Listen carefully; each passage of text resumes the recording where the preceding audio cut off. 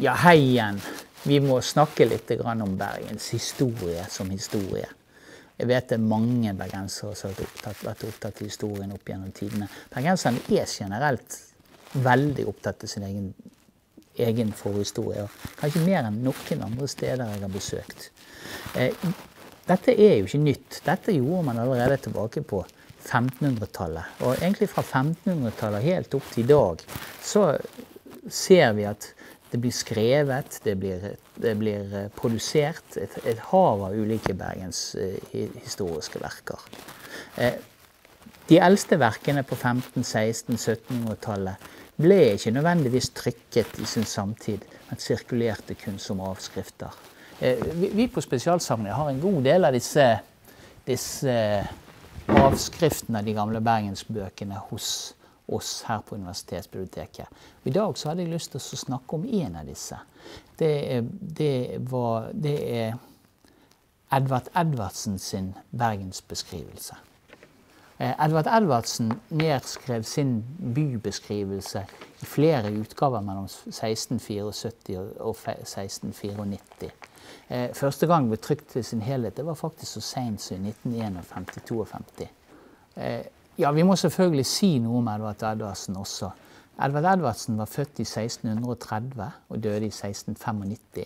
Han var hører, eller lærer, og senere konrektor ved Bergens katedralskole, eller det som den gang ble kalt latinskolen. Det var han faktisk fra 1661 til 95, så han hadde en lang karriere som lærer ved latinskolen. Det er jo et enormt verk, dette her.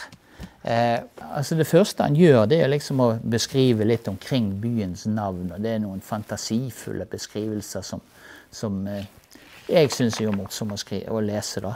Deretter behandler han byens grunnleggelse og byens berømmelse og beliggenhet. Hele tiden så ligger jo dette her superpatriotiske under. Når han kommer til selve beskrivelsen av byen, så starter han sin beskrivelse ytterst på Nordnes, og deretter følges leseren rundt Vågen som i en hestesko da, til slott eller det som heter Bergenhus. Kirkene får en grundig beskrivelse, tollboden og rådhus og slottet og andre monumentale bygninger i byen blir da beskrevet og historien deres fortalt. Og han forteller da selvfølgelig også noe om byens administrasjon, om handelsliv og så mer. Vel, Edvardsen er jo i høy grad lokalpatriot. Og han er vel kanskje til og med en av de få som er så patriotiske av bergensere at han omtaler bergensværet på en positiv måte. Regnet er en velsignelse og skaper sunne og gode klimatiske forhold i byen. Ja, sunne og klimatiske forhold, det kan vi jo godt si. Han ser jo ikke at byens kloakk går rett i gatene, og at byen rammes av gjentatte festbølger oppe i hans levetid også.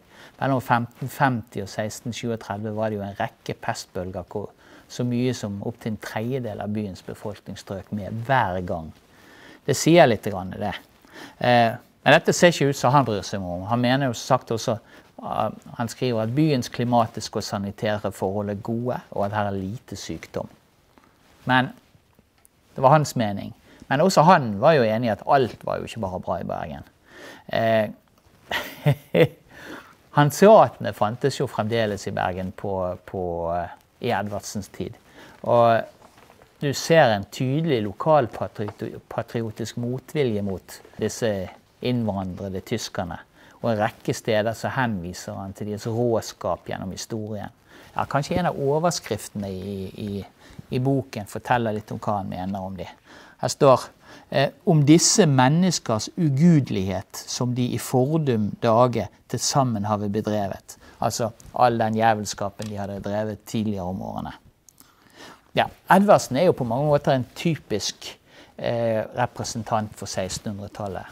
Tidsalderen er jo preget av religiøs ortodoksi, og kirken og dens organisasjon blir da også tidstypisk ekstremt grundig behandlet over flere hundre sider.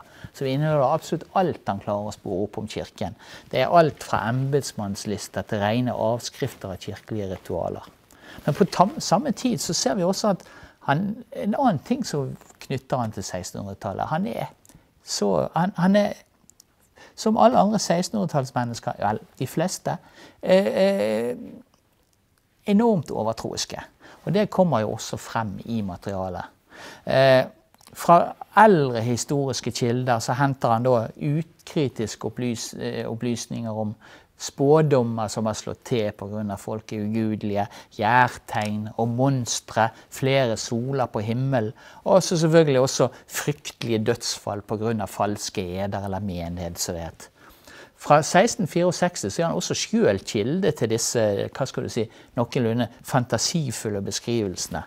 Kan vi se, levende orme og maddiker faller ned av luften, både ute i byen og på landsbygden, som levende skrøper bort. Altså det regnet av ormer og padder som kravlet levende vekk. Vi må si noe om Edvardsens betydning også, som en liten avrunding.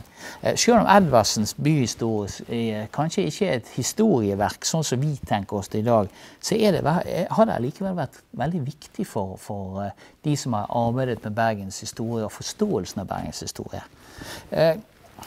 Grunnen til det er jo at han hadde en enorm innsamling av ulike former for kildemateriale, og veldig mye av det han skrev av, det forsvant i den store bybrannen i 1702. Da brant det aller meste av byens arkiver og ble til aske. Og mye av de opplysningene som senere lever videre i historieberetningene, de kommer rett og slett av at Edvardsen har skrevet de av. Så det er takket være hans iherdige innsamling og avskrifter at mye av byens eldre historier har overlevd frem til vår tid.